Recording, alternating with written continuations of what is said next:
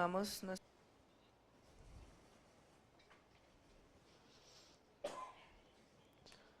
Bueno, muy buenos días. Gracias al panel por la presentación. Vamos a tocar un tema bastante amplio. En estos 20 minutos voy a tratar de resumirlo. Es el abordaje integral del feto malformado. Yo estoy seguro que todos los que están acá, o muchos de los que están acá que realizan ecografía, se han encontrado en la situación con un feto sano, absolutamente todo perfecto. Están haciendo el escáner ecográfico y el feto modela bien, se deja ver la cara, se deja ver, colabora en el examen y se genera una sensación sublime en el ambiente donde la mamá, los familiares, los que estén presentes, inevitablemente se sienten sobrecogidos por lo que sería el milagro de la vida y inevitablemente transcurren unos segundos de silencio y le dicen: doctor, qué bonito es su trabajo. Y uno se siente parte de eso también y siente que efectivamente el trabajo que uno está haciendo es muy bonito, pero inevitablemente viene la sensación de saber que no siempre es así, ¿no? Que desafortunadamente hay escenarios en los que uno tiene que dar malas noticias, y esa es quizás la idea de este enfoque integral del feto malformado. Tratar de brindar herramientas que le permitan transmitir estas malas noticias de forma que el paciente se sienta apoyado y que entienda que pues, existen limitaciones, hay cosas que no se pueden resolver, pero en definitiva pues, que se hará todo lo posible para acompañarlo en el proceso. Esta es mi diapositiva de descargas, pues no tengo ningún conflicto de interés, no estoy patrocinado por ningún laboratorio, ni ninguna casa ecográfica. Todas las cosas que revisaremos acá serán basadas en la mejor evidencia disponible. Las fotos son idóneas y son publicadas bajo la autorización de los padres y son seguidas gentilmente por el doctor Saulo Molina. Son obtenidas de la Unidad de Medicina Materno-Fetal de la Clínica Orquídeas de Colsubsidio, donde tengo el placer de acompañarlo. Para hacer el diagnóstico prenatal, o lo que entendemos como diagnóstico prenatal, son aquellas acciones diagnósticas encaminadas a descubrir intraútero cualquier tipo de defecto congénito.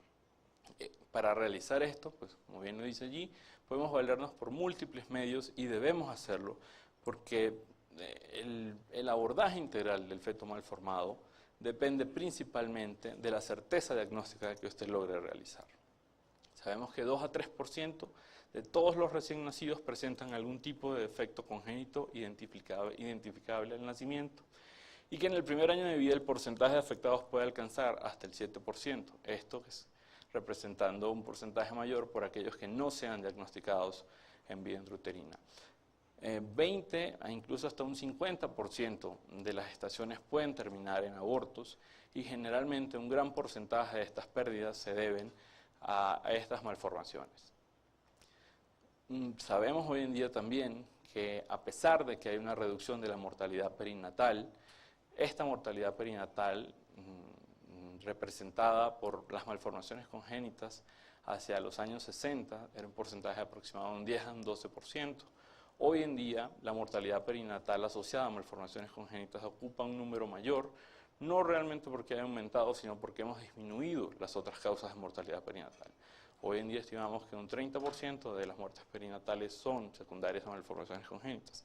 Y es un resultado que, por supuesto, es mucho más difícil impactar, dado que, dada la complejidad de las patologías que pueden existir en un feto malformado, ¿no?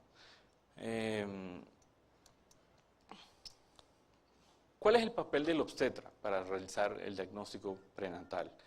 Lo más importante es que el obstetra pueda identificar al paciente con alto riesgo de transmitir enfermedades genéticas a su descendencia, que sepa informar adecuadamente a la pareja de las implicaciones del problema, que conozca la tecnología disponible para el diagnóstico y que pueda ofrecerla, y que también maneje las alternativas diagnósticas, porque desafortunadamente siempre existe cierta imprecisión diagnóstica inherente al error propio del examinador.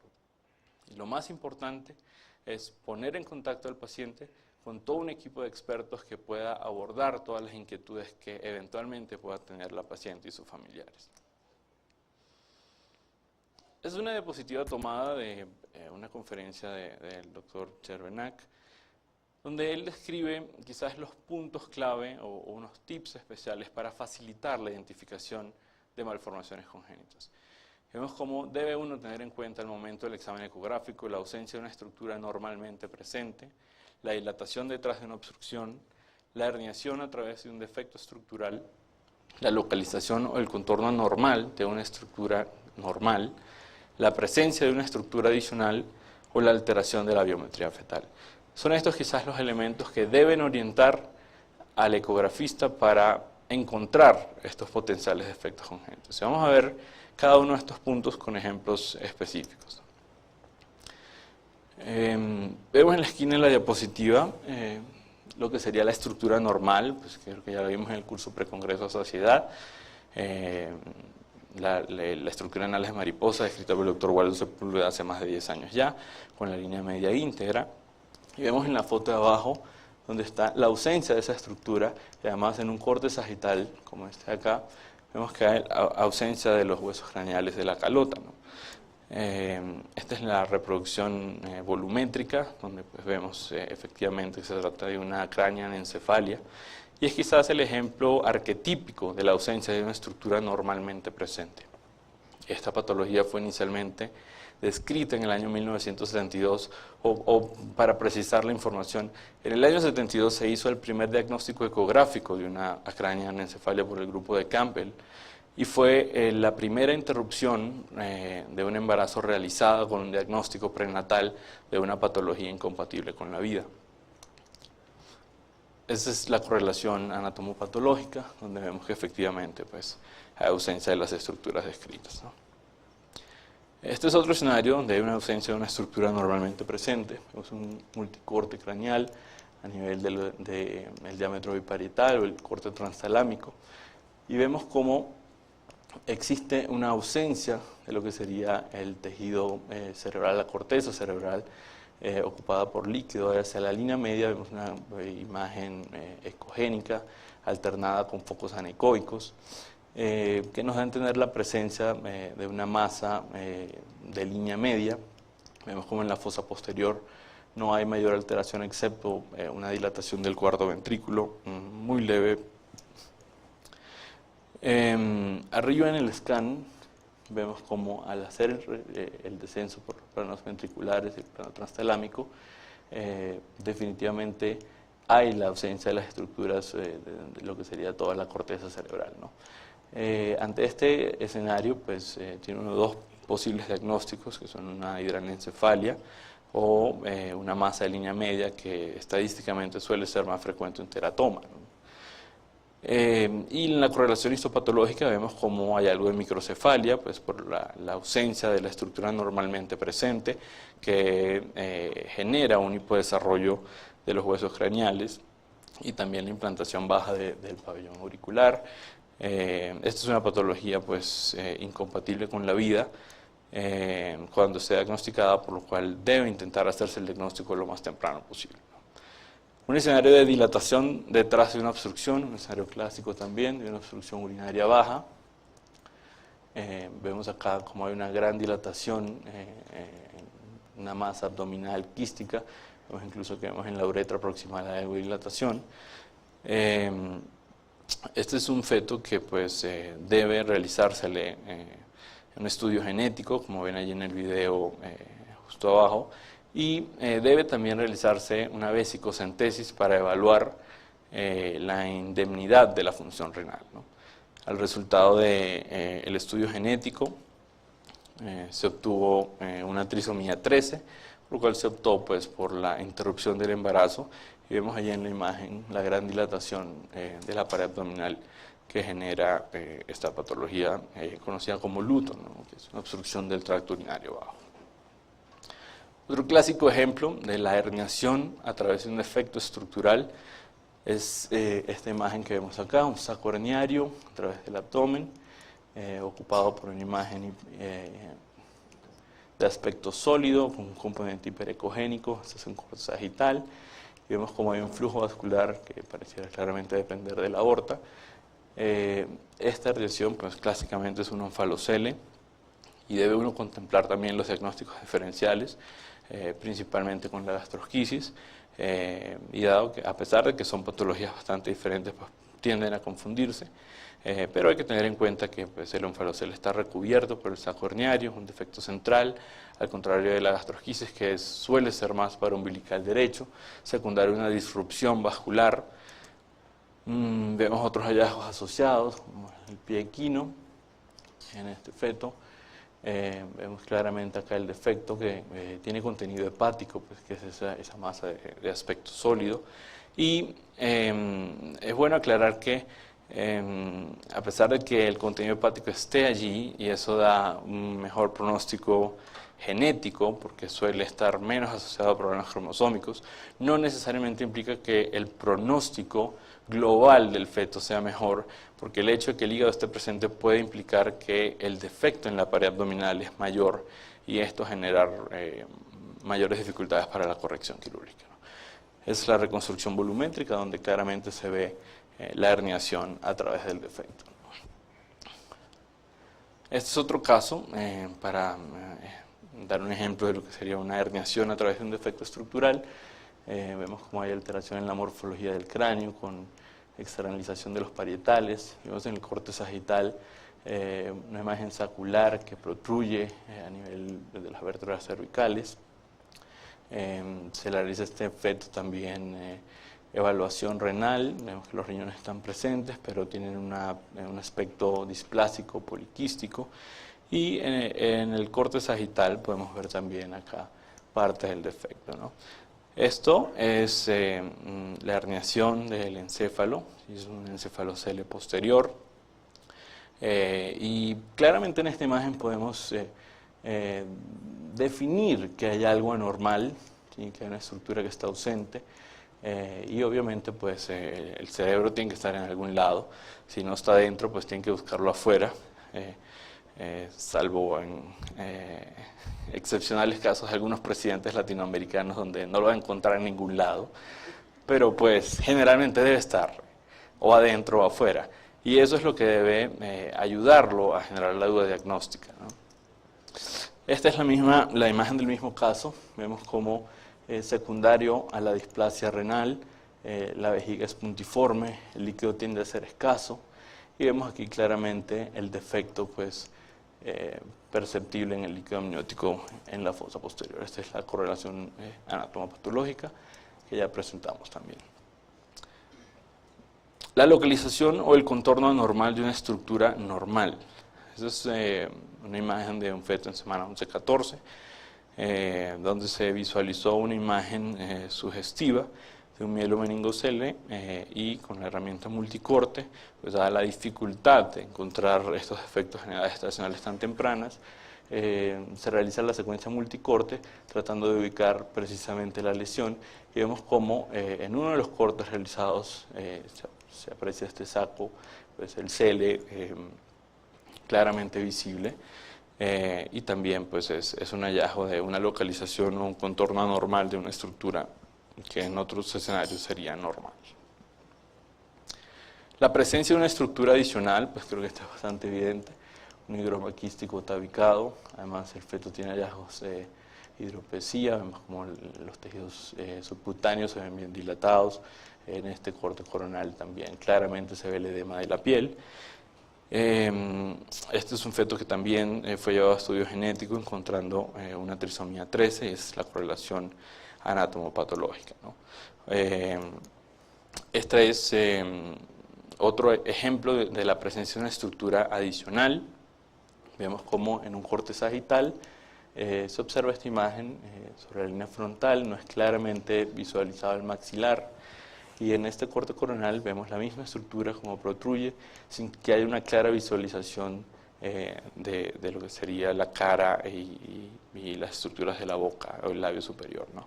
Es la reconstrucción volumétrica, donde ya es más claramente visible el defecto, es conocido como una proposis frontal, y esta es la correlación anatomopatológica, donde vemos una ciclopía clásica, donde no hay fusión de dos ojos en una sola órbita, sino solo una órbita y un ojo.